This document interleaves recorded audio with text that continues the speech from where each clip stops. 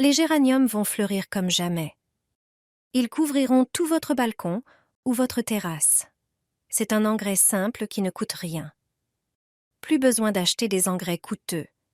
Ce liquide est entièrement gratuit et riche en nutriments essentiels pour la croissance saine des plantes. Il contient notamment de l'azote, du potassium, du phosphore, ainsi que des oligo-éléments qui favorisent le développement des plantes. Il est parfait pour arroser les géraniums. En peu de temps, vous verrez des résultats spectaculaires. Cet engrais merveilleux se prépare avec des pelures d'oignons écrasées. Il suffit de 2 poignées de pelure pour créer cet engrais naturel. Versez 1 litre d'eau chaude dessus. Laissez reposer le bocal toute la nuit. Le lendemain, l'engrais est prêt à être utilisé. Pour arroser les géraniums, diluez l'engrais d'oignon avec 1 litre d'eau supplémentaire. Vos géraniums récompensés par de magnifiques fleurs. Pour l'utiliser en pulvérisation, utilisez la solution d'oignon sans dilution. Versez l'engrais dans un flacon pulvérisateur.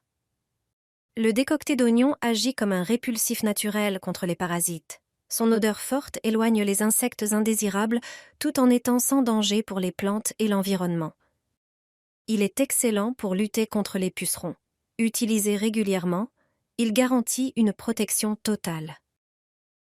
Autrefois, tout le monde avait cette plante sur le rebord de la fenêtre. Elle possède des propriétés médicinales précieuses et est très facile à cultiver. Il suffit de bouger légèrement ses feuilles pour que l'air de la maison commence à diffuser une belle odeur. L'anginca, ou Pelargonium odorant, est une plante oubliée par beaucoup de personnes. Grâce à ses propriétés médicinales, elle est très appréciée des herboristes.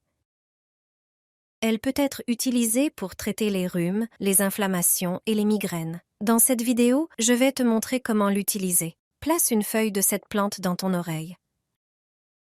L'inflammation et la douleur disparaîtront. C'est un moyen naturel de traiter l'inflammation.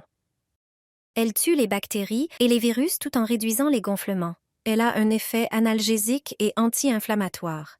Il suffit de cueillir une feuille, de la frotter dans les mains pour qu'elle libère ses jus. Ensuite, plie-la en tube et place-la dans l'oreille douloureuse. Garde-la pendant 15 minutes, puis retire la feuille. Cela devrait apporter un soulagement. Répète cette opération plusieurs fois jusqu'à ce que la douleur disparaisse. Les feuilles de l'anginca peuvent également être utilisées pour faire une teinture médicinale. Prends une poignée de feuilles, coupe-les en petites bandes.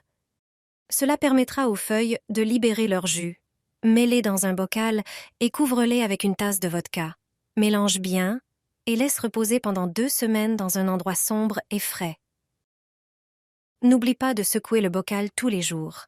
Après ce temps, filtre les feuilles et verse la teinture dans une bouteille stérilisée.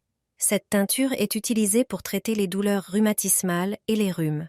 Une tisane à base de ces feuilles peut faire des merveilles. L'anginca soulage les symptômes des infections des voies respiratoires supérieures. Je cueille les feuilles et les mets dans une tasse. J'ajoute quelques clous de girofle et je verse de l'eau chaude. Cette infusion soulage le mal de gorge. Se rincer la bouche avec cette infusion peut être utile pour soulager les douleurs dentaires ou les inflammations des gencives. Elle aide également à éliminer les mauvaises odeurs de la bouche. C'est une plante qui a un effet très positif sur la qualité de l'air. Elle produit des huiles essentielles bénéfiques pour le système respiratoire. Son parfum repousse les moustiques, les mouches et les tiques. Placée sur le balcon ou sur le rebord de la fenêtre de la cuisine, elle fera en sorte qu'ils évitent ta maison. Si cette vidéo t'a plu, laisse un like. Tu trouveras plus de recettes naturelles et de conseils utiles sur notre chaîne. Les jardiniers ne jettent jamais les éponges usées pour la vaisselle. Elles sont comme de l'or pour les plantes. Cette astuce est une façon ingénieuse de recycler. Commence par retirer la partie verte et dure de l'éponge, car elle ne sera pas utile.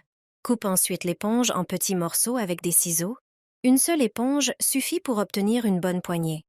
Ces morceaux sont précieux lors du rempotage des plantes en pot. Mélangée à la terre, l'éponge retient parfaitement l'humidité, ce qui est idéal pour les personnes distraites ou souvent en déplacement.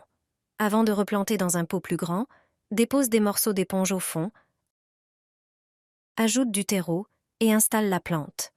Ce substrat permet de conserver l'eau plus longtemps dans le pot. Si tu arroses trop, l'éponge absorbera l'excès, protégeant ainsi les racines de la pourriture. Lorsque la terre sèche, la plante pourra puiser l'humidité restante dans l'éponge. Connais-tu d'autres astuces pour maintenir l'humidité dans un pot? Les roses resteront fraîches jusqu'à 2 semaines. Il suffit de suivre ces 2 étapes essentielles avant de les mettre dans un vase. Les fleurs sont coupées plusieurs heures ou jours à l'avance, ce qui scelle l'extrémité de leurs tiges, les rendant dures et brunes. Il faut donc les recouper en biais avec un sécateur. Ensuite, plonge les tiges dans un bol d'eau bouillante pendant seulement 10 secondes. L'eau chaude ouvrira les canaux qui permettent à la rose d'absorber l'eau. Dans un autre bol, prépare une solution secrète utilisée par les fleuristes. Place un comprimé d'aspirine dans le bol. Même périmée, elle reste utile pour cet usage. Écrase-la en fine poudre avec un objet lourd. L'aspirine empêche le développement des bactéries, renforce la fleur et la protège contre les moisissures. Ajoute ensuite une demi-cuillère à café de sucre qui nourrit et fortifie les roses. Prépare une boisson alcoolisée forte et verse une petite quantité dans le mélange. Ajoute ensuite quelques gouttes d'eau oxygénée qui désinfecte et régule le pH de l'eau. Pour finir, tu peux aussi ajouter un peu de liquide vaisselle. Mélange bien le tout et verse cette solution dans un vase rempli d'eau froide, puis placis les roses. Les ingrédients contenus dans cette eau renforcent les fleurs et empêchent la formation de moisissures, prolongeant ainsi leur durée de vie. Pour un effet optimal, change cette eau tous les 2 jours. Dissous-le dans l'eau et arrose tes pivoines en mars. Cela ne te coûtera qu'1 € et dans quelques semaines, leurs tiges plieront sous le poids des bourgeons. Elles te récompenseront par de grandes et magnifiques fleurs. Si tu veux profiter plus longtemps de la floraison des pivoines et obtenir encore plus de fleurs, prépare cet engrais. Il ne s'utilise qu'au printemps et mars est le moment idéal pour l'appliquer. À cette période, de nouvelles tiges commencent déjà à sortir de terre. Avec les bonnes conditions, ces fleurs impressionneront tout le monde. Un bon engrais leur apportera tout ce dont elles ont besoin. Ce produit, tu l'as sûrement chez toi, et une seule cuillère suffit pour en faire un fertilisant naturel. C'est un engrais parfait pour les plantes acidophiles, comme les pivoines. Il suffit de dissoudre une cuillère à soupe dans un seau d'eau et d'arroser les plantes. Ce traitement ajustera le pH du sol et aidera les pivoines à mieux absorber les nutriments essentiels, comme le calcium et le potassium. Il les protégera aussi des maladies. Prépare environ 10 litres d'eau, ajoute une cuillère à soupe d'acide citrique, mélange bien et arrose tes pivoines. Cet ajout maintiendra un pH légèrement acide, idéal pour ces fleurs. Bientôt, elles fleuriront magnifiquement.